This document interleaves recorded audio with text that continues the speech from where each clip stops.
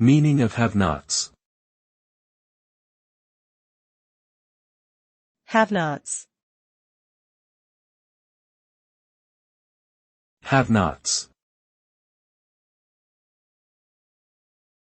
Have-nots. Have-nots.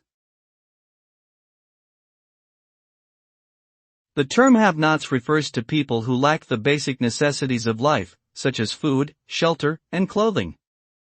These individuals typically come from lower socioeconomic backgrounds and are unable to afford essential items or access basic services. The haves, in contrast, refer to those who possess significant wealth or social status. The existence of widespread have-nots can result in a range of negative consequences, including poverty, inequality, and social unrest. Governments and organizations often strive to reduce the number of have-nots by implementing policies aimed at improving access to resources and opportunities for disadvantaged populations.